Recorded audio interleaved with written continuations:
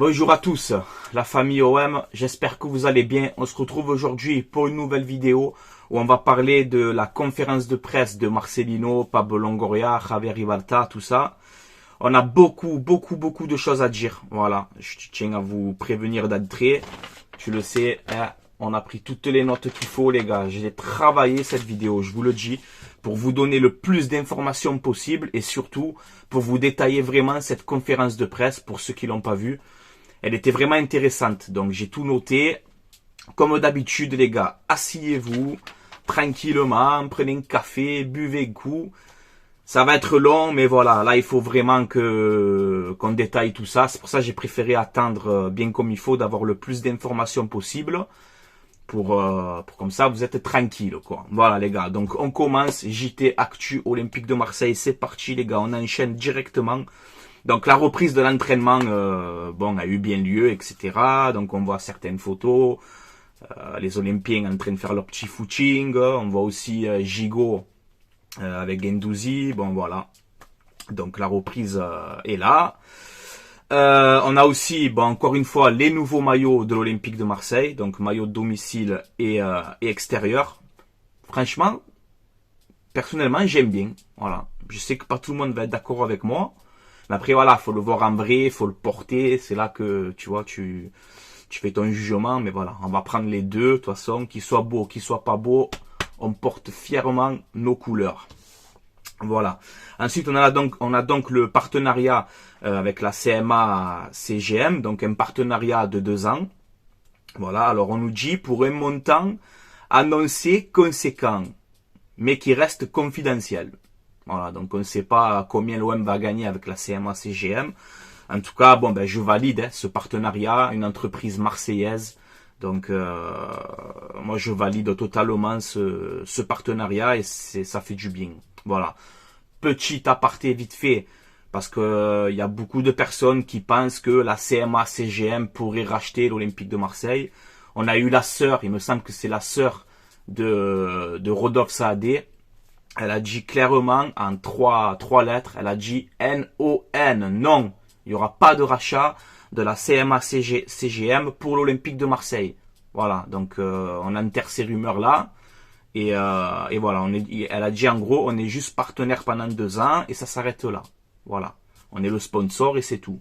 Donc il n'y a pas de vente à la CMA CGM. Voilà, comme ça c'est clair, net et précis. Ensuite, on a un retour au club, Pancho Abardonado, voilà, qui fait son retour au club. Ça va être le traducteur de Marcelino. Voilà, donc bienvenue encore une fois à toi, Pancho Abardonado, et ça fait plaisir de le revoir au club. Voilà. Ensuite, la conférence de presse de Pablo Longoria et de Marcelino. On a cette petite photo sympa avec le maillot, la CMA CGM, le domicile.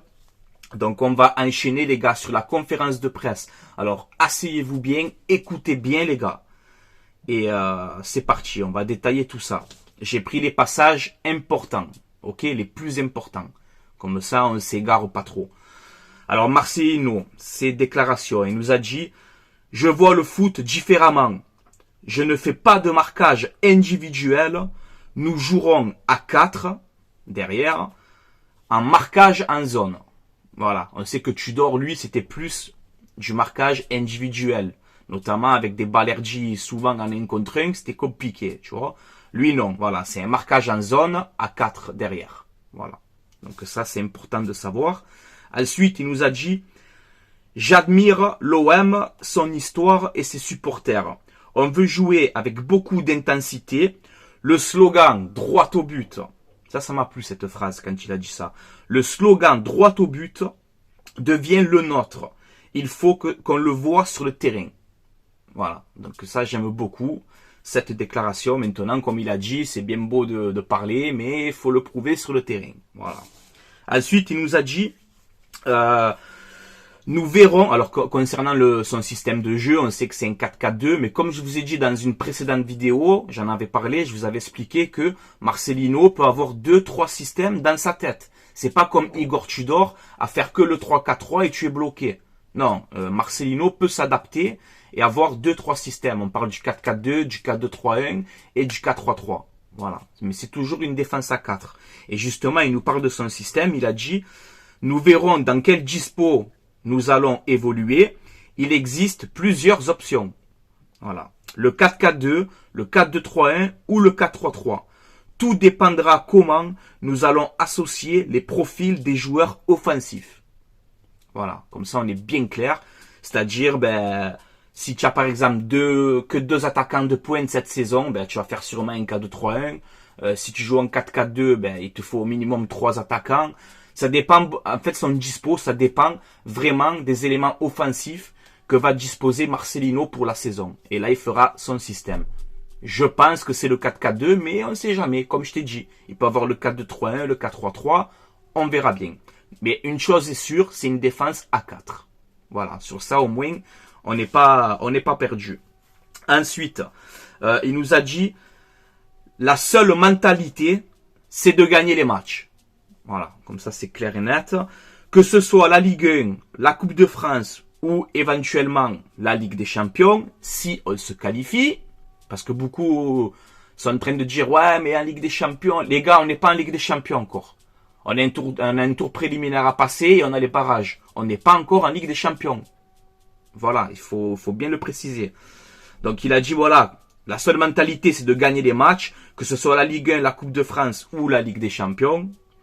C'est cette mentalité que l'on veut inculquer. On veut toujours gagner et montrer tout ça aux supporters. Voilà. Donc ça m'a plu aussi. Ensuite, il nous a dit, nous avons un groupe de travail qui croit à ce projet. Sur le style de jeu. Donc il reparle encore du style de jeu. Moi j'aime beaucoup m'intéresser au style de jeu et tout, je me régale. Alors il a dit, nous avons un groupe de travail qui croit à ce projet. Sur le style de jeu, on veut une équipe organisée. Ok. L'équilibre, c'est la base du succès. On veut une équipe attrayante, mais organisée. On a des idées similaires avec ce qu'attendent les très grands supporters ici à Marseille. Voilà, donc il te précise encore une fois, que ce soit le 4-4-2, le 4-2-3-1 ou ce que tu veux, il veut vraiment que l'équipe soit organisée. Hein? Pas comme on a fait l'année dernière en Ligue des Champions contre Tottenham où on monte tous devant. Hein? Tous à l'abordage, tu te prends la contre-attaque derrière, bam, tu es éliminé, dernier du groupe, tu vois. Lui, il veut vraiment une équipe organisée. Voilà. Donc, c'est bien de le dire, maintenant, il va falloir le faire sur le terrain. Mais en tout cas, j'aime bien sa vision de parler de tactique et tout. Il a été assez clair pour moi, je trouve. Et c'est très intéressant. Ensuite, bon, on a eu Pablo Longoria aussi qui a parlé du mercato, etc., de Vitinha. On va parler un petit peu. Donc Pablo Longoria, en gros, ça lui a posé la question. J'ai bien aimé aussi pour une fois, je vais le dire, les questions des journalistes. Parce que des fois en conférence de presse, les questions des journalistes, tu vois, là ils ont posé des bonnes questions. Et il y a un journaliste qui lui dit à Pablo Longoria, le mercato doit s'accélérer parce que le 8 août, tu as ces tours de barrage. Là, tu vas partir du 17 au 29 juillet en stage en Allemagne. Et c'est bien d'avoir quelques recrues déjà pour que ça fasse le stage avec toute l'équipe et qu'il y a la cohésion qui commence à rentrer et qu'on travaille justement le système. Donc on lui dit à Pablo Longoria, est-ce que le recrutement va commencer à s'accélérer parce qu'on est en train quand même de perdre beaucoup de temps. Et Longoria, il a été clair sur ça. Il a dit en gros, on va prendre des risques au mercato. Donc vous inquiétez pas, ça va bouger. C'est vrai que c'est un peu long à la détente, mais ça va s'enchaîner. J'en suis sûr et certain que les recrues vont s'enchaîner. Et Pablo Longoria, il a dit, on va prendre des risques au mercato. Et il a dit notamment aussi, des fois il y a comment il a dit ça, je me rappelle plus bien, mais il a dit des fois il y a des négociations où c'est pas le moment de le faire. C'est pas le bon moment. Tu vois, ça, en gros, c'est du timing, on appelle ça, tu vois. Donc, quand il va falloir frapper le gros coup, il fera, quand ça sera le moment. Mais j'espère que ce moment-là va arriver rapidement, parce qu'on a perdu beaucoup de temps, les gars. Alors après, je tiens à relativiser quand même.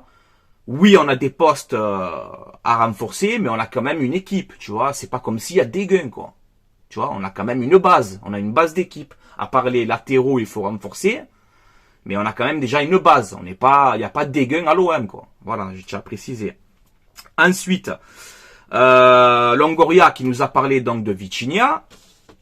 Alors vous allez me dire si vous êtes d'accord ou pas, mais Longoria il a dit en gros, ben Vitinha a besoin de confiance, il faut qu'il garde la tête froide, il faut qu'il s'adapte à la nouvelle méthodologie, en gros, que Vitinha s'adapte rapidement au nouveau système de jeu de Marcelino.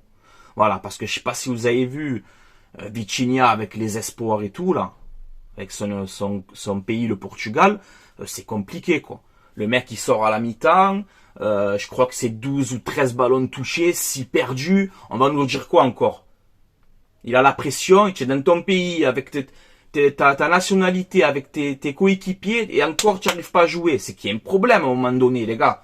Là il n'y a pas de poids de transfert ou quoi. Longoria aussi nous dit qu'il doit gérer le poids du transfert. Ouais mais nous on s'en fout. En tant que supporter, nous on s'en fout, le poids du transfert, de ci, de là, nous on s'en fout. Un mec à 30 millions d'euros, on veut qu'il soit performant tout de suite. Voilà, alors j'espère que Vitinha va s'adapter rapidement au système Marcelino, mais on aura besoin de toi Vitinha. Et on aura besoin que tu te bouges, et que tu plantes des buts, et que tu sois performant, et que tu arrêtes avec cette pression. Quand tu signes à l'OM, à un moment donné, tu sais où tu vas, quoi. Quand tu signes à l'OM, tu sais où tu mets les pieds. C'est comme quand Vitinha nous avait fait une déclaration. Oui, mais à Braga, je jouais dans un stade de 15 000 personnes. Et là, je me retrouve au Vélodrome dans un stade à 60 000 personnes. Ouais, mais frérot, tu sais où tu signes. Faut arrêter tous les excuses chaque fois. Je trouve que, et vous savez, hein, que j'ai envie que Vitinha réussisse à l'OM. J'ai vraiment envie. Vous le savez très bien. Hein. Mais j'en ai marre qu'on lui trouve des excuses tout le temps. Il faut arrêter avec les excuses. Voilà. Donc là, il va avoir la préparation, le stage en Allemagne et tout. Mets-toi bien dedans, progresse, travaille, et l'envie. Et tu dois t'imposer et marquer des buts, quoi. Voilà. Il faut arrêter tout le temps de lui trouver les petits trucs, là. C'est bon avec les excuses, les gars, à un moment donné. Il est jeune. Il a 23 ans, hein. Il a pas 15 ans non plus, hein. Donc, à un moment donné, voilà, quoi. Les excuses, ça va 5 minutes. Voilà. Bon, c'est mon avis. En tout cas, j'espère que Vitinha va réussir. Voilà. Ensuite, on a eu Javier Ribalta qui a été clair aussi sur ça. Ça m'a plu et j'ai bien aimé la tête qu'il a fait quand il a parlé de ça. Mais en gros, voilà, pour le stage de préparation en Allemagne, on a Pape Gueye et Isaac Touré qui iront à ce stage. Donc, si tu es en train de me suivre, ça veut dire que Pape Gueye et Isaac Touré ont une chance de rester à l'OM. Sinon, tu les prends pas en stage avec toi. Tu vois, c'est logique. Par contre, Ribalta, il a dit, pour les autres concernés, ils devront trouver une solution rapidement et partir du club. Il a été clair et net, tu vois. Il n'a pas mâché ses mots. Donc, on parle de Lirola, Amavi, Benchigir, Conrad et Luis Enrique. Voilà, tous ces joueurs-là doivent trouver une solution et partir. Voilà. Et pourtant, vous savez qu'on manque de pistons, hein.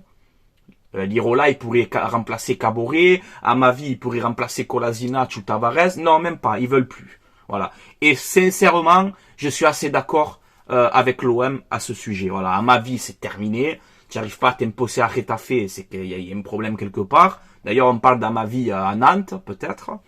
Lirola, pareil. Il fait que bringuer tous les jours. Mauvaise hygiène de vie. Donc voilà, c'est terminé. Donc je répète. Isaac Touré, Pape Gueye en stage avec l'OM, donc ils ont une chance de rester. Par contre, comme je vous ai dit, Lirola, Amavi, Benchigir, Conrad, Enrique, c'est terminé. Voilà, c'est terminé à l'Olympique de Marseille. Je vous mets aussi donc le bilan de cette conférence de presse que je vous mets juste ici. Donc en gros, pour faire le bilan, football organisé, logiquement en 4-4-2, marquage en zone.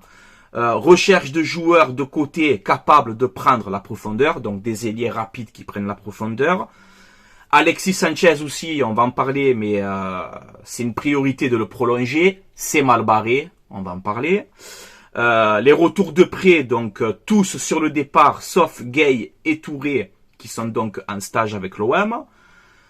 Volonté du mercato de faire des recrues tôt, et surtout dans le bon timing, c'est ce que je vous ai dit tout à l'heure sur Longoria, il a détaillé ça, et les postes ciblés, donc des attaquants et surtout des latéraux.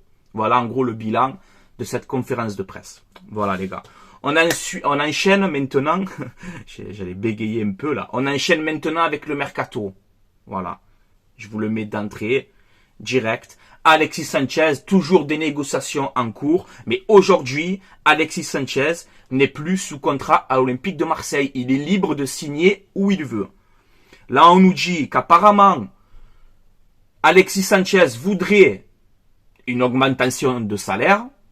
Ça peut se comprendre. Je rappelle qu'Alexis Sanchez, c'est 18 buts, toutes compétitions confondues avec l'Olympique de Marseille, et c'est le meilleur joueur de la saison à l'Olympique de Marseille. Donc c'est normal qu'il veuille un salaire à la Verretou, par exemple, qui touche 500 000, ou Kondogbia qui va toucher entre 500 et 600. C'est normal qu'Alexis Sanchez veut un salaire dans ces tarifs-là. C'est mérité, c'est logique. Voilà. Donc ça coince au niveau du salaire. Et à ce que j'ai su, à ce qui tourne un peu sur les réseaux, Alexis Sanchez aurait vendu sa maison à Marseille. Il aurait vendu sa maison. Si tu vends ta maison à Marseille, il va dormir où? À la commanderie, comme tu dors? Tu vois? Donc si Sanchez a vendu sa maison, ça sent pas bon. Voilà. Ça peut changer à tout moment. Hein. Mais quand tu es à Marseille, tu laisses ta maison et tout, c'est que tu es plus là. Tu vois? Voilà, ben, je sais pas, ça peut changer. Ça peut changer. Mais c'est vrai que ça serait une grosse perte de perdre Alexis Sanchez. Dans le 4-4-2 de Marcelino, tu fais Sanchez avec un autre attaquant, ça serait le feu, tu vois. Donc, est-ce que l'OM va faire un effort financièrement pour Alexis Sanchez? On va voir la réponse très bientôt. Voilà. C'est vrai que je suis un peu dégoûté, hein, je te mens pas. Bon. Ensuite, on a Correa, encore une fois, l'arrière droit de Valence, 24 ans, portugais. L'OM aurait fait une offre de 4 millions d'euros. Valence attend 8 millions. Voilà, donc c'est un latéral droit pour concurrencer Jonathan Klaus. On voit qu'il y a des négociations en cours. Voilà, donc je pense que ce dossier peut se concrétiser rapidement. Mais vous savez, dans le football, ça peut changer à tout moment. Ça peut capoter à tout moment. Donc voilà, on a aussi le gardien, le troisième gardien Simon. Alors j'arrive pas à dire son nom, c'est pour ça que je vais l'appeler Simon. Aurait des envies de départ aussi. Voilà, il en a marre de jouer le numéro 3, ça peut se comprendre. Un gardien que j'ai vu jouer en match amical il y a un an, un truc comme ça, quand c'était à Fosse, contre le Servette, un club suisse. J'avais trouvé très très bon, ce gardien. On a Blanco qui est parti. Ben, pourquoi pas donner sa chance et peut-être lui donner le poste de numéro 2. Je sais pas s'il a le niveau. Mais ces cas comme ça, ces gardiens comme ça me fait penser, tu sais, au Brice Samba et tout, qu'on avait à l'Olympique de Marseille. Qu'on n'a pas donné la chance. Et aujourd'hui, regarde Samba, c'est le meilleur gardien de Ligue 1. Donc, est-ce que Simon, on tente le coup de le mettre numéro 2 ou on dit voilà, part et il faudra recruter du coup 2 gardiens parce que Blanco, il est plus là non plus. Donc, à surveiller ce dossier, Simon. Ensuite, ça, j'ai vu cette rumeur, je sais pas si c'est vrai, mais l'OM piste Saint-Maximin. Voilà, le milieu gauche de Newcastle, rapide, technique, un joueur qui met le feu, un joueur aussi irrégulier. Voilà, il est capable de te faire 5-6 matchs bien, ensuite 3-4 matchs, tu le vois plus. Mais voilà, Newcastle demande entre 35 et 40 millions. Donc quand tu peux pas prolonger Alexis Sanchez et tu me sors des pistes comme ça, des Maximin à 35 millions, je suis un peu perdu dans mon cerveau, tu vois. Mais après, bien sûr que je validerai quand même cette piste. Alan Saint-Maximin, on verra. On voit qu'il y a le Milan aussi, il y a des gros clubs aussi sur lui. Voilà. La piste Ben Yedder. La piste Ben Yedder serait oubliée par l'Olympique de Marseille. Donc c'est une piste qui va pas aller bien loin, je pense. Et surtout qu'on nous dit dans l'article, mort de rire, on nous dit Ben Yedder ne serait pas compatible avec Alexis Sanchez. Ouais, mais Sanchez, on ne sait pas si on va le garder, les gars. Donc c'est nul de marquer ça. Enfin, c'est n'importe quoi, tu vois. Voilà, parce que ouais, Ben Yedder, Sanchez, 2 profils, 2 petits gabarits, peut-être c'est pas complémentaire. Oui, ok, je peux comprendre. Mais quand on nous dit c'est pas compatible avec Sanchez déjà qu'on le garde et après on verra pour Ben Yedder. Voilà. Donc pour l'instant Ben Yedder, ça sent pas très bon. On a un jeune attaquant portugais qui va s'engager à l'Olympique de Marseille. Il s'appelle alors c'est Louri Moreira. Voilà, je le connais pas, j'ai pas à te mentir. Il a 19 ans, c'est un Portugais, il joue à Benfica, on le signe gratuitement. Voilà. Alors je sais, il y en a qui pensent que ça va être pour la rotation, pour le banc. Moi je vous le dis, mon simple avis, c'est pour le centre de formation. Je pense. Sauf s'il explose au centre de formation, qu'il est performant, ben tu le fais monter en équipe première. Mais je pense que cette recrue-là, le petit jeune de Benfica, Louri Moreira. Je pense que c'est pour le centre de formation. Voilà, c'est mon avis. On verra par la suite. Ensuite, donc Pape Gueye, on en parlait tout à l'heure, Pape Gueye et Isaac Touré pourraient rester à l'OM s'il faut un bon stage de préparation et que Marcelino décide de les garder. Par contre, voilà, comme on a dit tout à l'heure, Lirola, Amavi, Benchegir, Conrad et Luis Enrique à l'OM, c'est terminé. Ensuite, on a une nouvelle rumeur qui est sortie. Au poste de latéral gauche, c'est Quentin Merlin. Voilà, l'arrière gauche de Nantes. L'OM serait prêt à passer à l'action. On parle d'une offre de 7 millions d'euros. Il a un contrat jusqu'en 2026. Donc il a 21 ans, c'est un Français. Il me semble qu'il joue avec les espoirs à l'équipe de France. 24 matchs cette saison avec Nantes, un but, 2 passes décisives, un joueur prometteur, tu vois. Ça peut être intéressant pour l'Olympique de Marseille, surtout que Nantes veut Jordan Amavi, dans les rumeurs. Donc tu leur donnes Amavi, tu leur prends Quentin Merlin. En titulaire, je sais pas, mais un Quentin Merlin en doublure d'une future recrue à gauche, au poste de latéral gauche, oui, c'est intéressant. Je valide ce profil. Mais justement, à gauche, au poste de latéral gauche, je vais le répéter encore une fois. Il y a Sosa, tu le sais, de Stuttgart que j'aime beaucoup. Je me répète tout le temps. Sosa de Stuttgart, c'est un joueur que j'aime beaucoup. Voilà. International croate, plus de 25 matchs avec Stuttgart cette saison, 5 passes décisives, 1m87, rapide, physique, très très bon, tu vois. Valeur, je crois, de 12 millions d'euros pour Sosa. Mais là, on nous parle aussi maintenant, enfin, on nous parle, c'est plutôt moi qui parle de ce joueur-là, mais ça peut être intéressant. Il y a Benfica là qui sont dessus. Alex Telles, les gars. Alex Telles, prêté par Manchester United à Séville.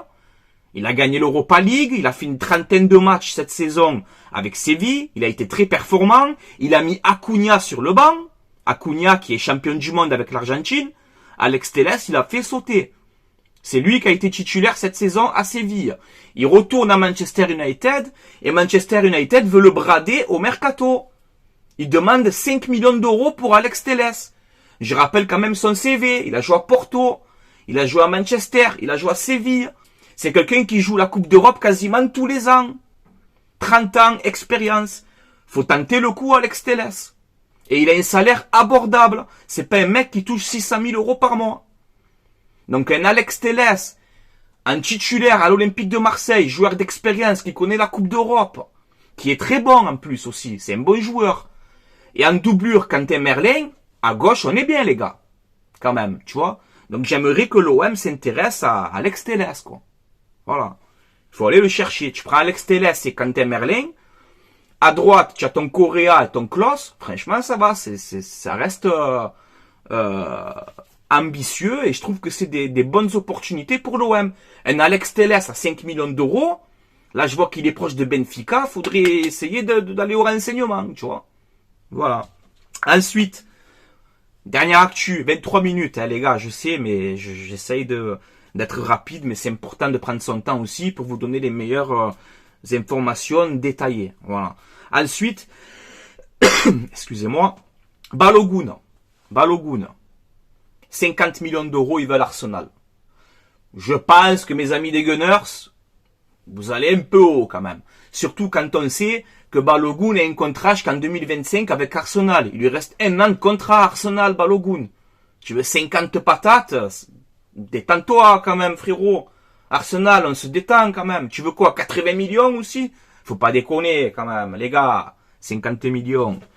Donc moi, vous savez, si on fait le 4-4-2, surtout si tu perds Alexis Sanchez et tout, Balogun, c'est vrai que je vous rends fou avec ce joueur, mais c'est vraiment un attaquant que j'aimerais voir à l'Olympique de Marseille. Voilà, première saison en Ligue 1 à Reims, dans une petite équipe, 21 buts marqués.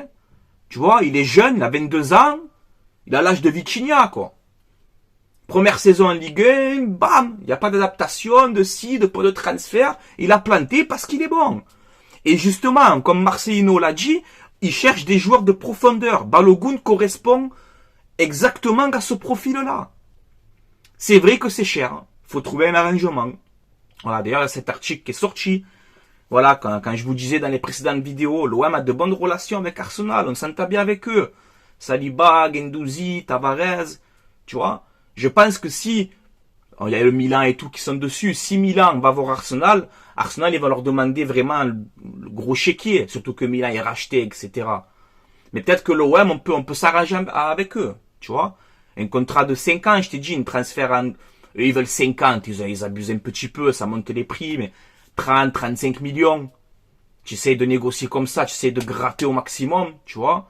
Et un contrat de 5 ans, un transfert que tu règles en 3 ans, comme on a fait par le passé, comme Vitinha, comme Gerson, des transferts que tu règles sur plusieurs années. Ça se fait aujourd'hui beaucoup dans le football. Mais voilà, c'est que 50 millions, ça fait beaucoup, mais c'est vrai que Balogun, franchement, c'est un attaquant que j'aimerais voir à l'Olympique de Marseille. Voilà, les gars. Bon, ben, c'est mon avis.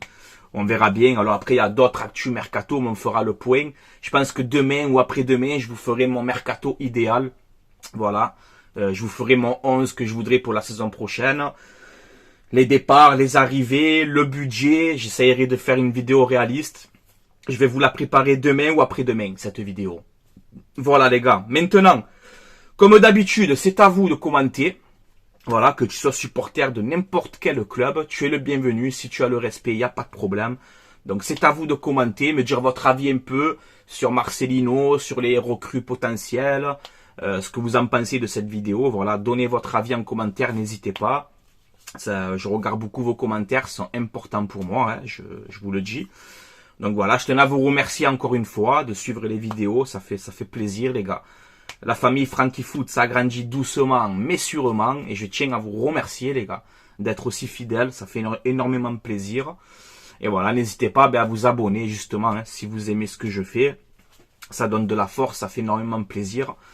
Et voilà les gars, je vais vous laisser là. Passez une excellente journée, ne vous inquiétez pas, le mercato va s'accélérer. Pas d'inquiétude, ça va bien se passer. Juste, j'espère qu'on va pas se tromper, qu'on va prendre des profils qu'il faut et qu'on passe un cap, comme vous le savez. Moi, je veux qu'on passe un cap tous les ans. Voilà. Alors, on fait des podiums, c'est bien, mais il faut continuer comme ça. Faire des podiums, être régulier. À noter que la saison prochaine, les 3 premiers sont qualifiés directement en Ligue des Champions. Donc, même si tu finis 3e l'année prochaine, tu es en Ligue des Champions sûr, mais on veut gagner des titres. Une Coupe de France, déjà commencer par se qualifier en Ligue des Champions, tu vois. On a des objectifs élevés cette saison, c'est pour ça que ce mercato il est important. Là on est passé de malade NCG, tout va bien, on est au vert, y a pas de problème. Donc voilà, maintenant à nous d'enchaîner. À nous d'enchaîner avant ce stage là, le 17 juillet là. À nous d'enchaîner au moins 3-4 recrues pour qu'ils partent en stage tous ensemble. Voilà les gars. Allez, je vais vous laisser là, portez-vous bien, passez une excellente journée et allez l'OM les gars.